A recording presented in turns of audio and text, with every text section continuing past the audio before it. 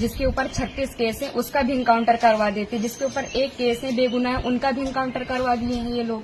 अगर इसमें 15 लोग शामिल हैं, 14 लोग शामिल हैं तो सबका इनकाउंटर होना चाहिए। ये जो दिखाते हैं ना, ये कानून वास्तव में अंधा है, कोई इंसाफ नहीं मिल रहा है। हम लोगों के ऊपर क्या बीत रही है, हम लोगों की माँ भी नहीं है, पिता है हमारे बड़े भाई थे। अगर हमारे पिता कुछ हो गया तो हम लोग सारे कौन थे, हमारे भाई ही तो थे। उन लोगों ने उनका भी बेरहमी से इनकाउंटर कर दिया। हम यही चाहते हैं कि सबका इनकाउंटर हो, इंसाफ मिले। इस सरकार में हम अभी तक तो सरकार के खिलाफ कुछ नहीं बोल रहे थे, लेकिन वास्तव में जो हो रहा है बहुत गलत हो रहा है। ये नहीं होना चाहिए, चाहे फिर इसमें विपक्षी पार्टी हो या फिर कोई भी हो, कोई भी नेता हो, जो करवा रहा है बहुत गलत करवा रहा है। हम लोगों को इंसाफ मिलना चाहिए, ऐसा नहीं होना चाहिए था। जो किए हैं बहुत गलत किए हैं। भगवान तो उनको सजा देंगे ही, लेकिन उनको भी सजा मिलनी चाहिए कानून की तरफ से। अगर कोई गुनाह करता है तो उसकी सजा कोर्ट देता है, ना कि पुलिस ऐसे इनकाउंटर कर देगा। आपके भाई का क्या स्वभाव था, किस तरह से, कैसे आप लोगों के बीच में रहते थे वो? सर, हमारे भाई का स्वभाव एकदम सरल था, पढ़ने लिखने में भी अच्छे थे।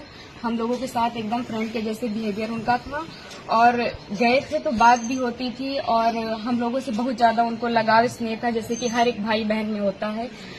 और आज ये सुनने के बाद जैसे लग रहा है कि हम लोगों के जमीन पैर से एकदम खिसक गई हो।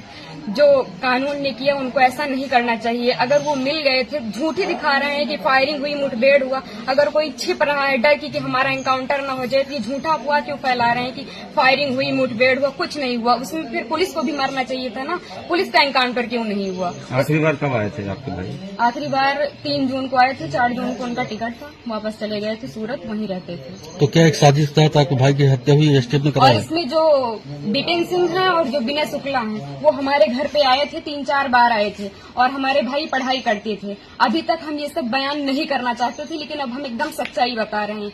वो लोग उनको लालच देके कि ऐसा गाड़ी होगा, बंगला होगा, वगैरह वगैरह, जबकि भगवान का दिया सब कुछ हम लोगों के पास है, सब कुछ है। लेकिन फिर भी उन लोगों ने लालच दिया, और लालच में ले जाकर उनको सूरत में एक केस में फंसा दिया। उसके बाद वो थे कि नहीं थे, न ये हम लोगों को पता है।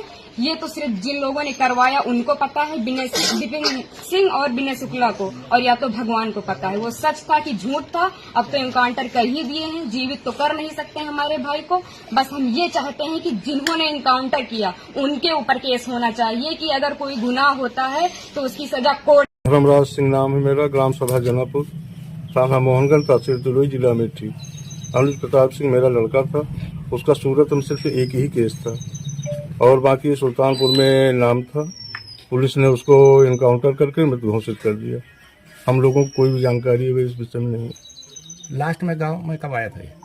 3 मई में आया था, 4 जून को गए थे।